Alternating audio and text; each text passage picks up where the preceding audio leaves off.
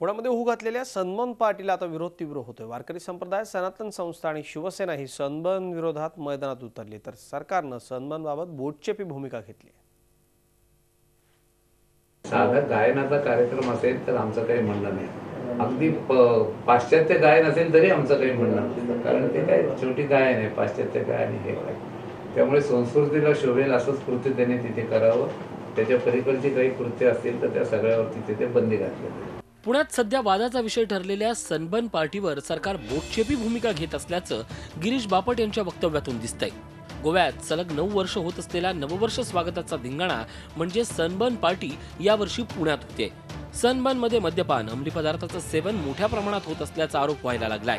तरीही भाजप सरकारचे मंत्री मात्र एकीकडे विरोध असल्याचं सांगतात, पण नियमांच्या आडून परवानग्या देण्याचाही घाट घालतायत।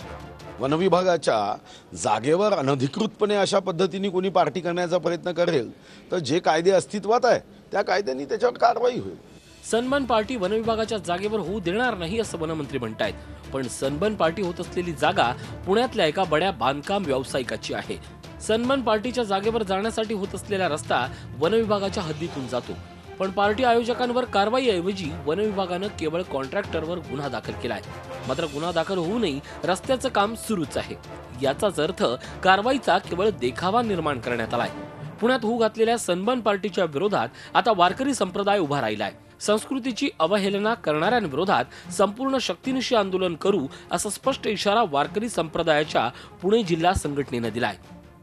वरवर पाहता वाटतं की सनबर्न हा केवळ मनोरंजनाचा कार्यक्रम आहे, पण त्याच्या मुळाशी जाऊन परिणाम पाहिले तर लक्षात येतं की अंमली पदार्थाचा बाजार वाढवण्यासाठी युवकांना गाण्यावर थिरकण्याच्या बहाण्यानं त्यांना बोलावलं जातंय।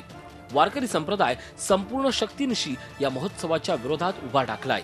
सनबर्न फेस्टिवलमध्ये 80,000ची तिकीटं खरेदी करणाऱ्यांची चौकशी का करू नये असा प्रश्न हिंदुत्ववादी संघटनांनी उपस्थित केलाय। सनबर्न को एक सिंगल परमिशन नहीं है, फिर भी वहाँ पे वो लोग जोर जबरदस्ती काम कर रहे हैं, बाउंसर्स रख के काम कर रहे हैं। बाउंसर्स पत्रकार जाते हैं तो उनके साथ भी गैर सलूकात करते हैं। तो हमारी मांग है कि एक भी परमिशन सरकार इनको ना दे, यह सनबर्न फेस्टिवल पूरी तरह से रहित करे। पुण्यातल्या सनबर्न पार्टीला स्थानिक पातळीवर विरोध वाढत असताना सरकारची भूमिका मात्र खरोखरच संशयास्पद आहे। त्यामुळेच की काय, पण पार्टीची तयारी जय्यत सुरू आहे।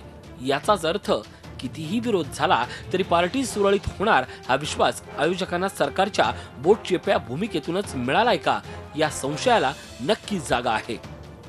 Bureau report, Zee media, Pune.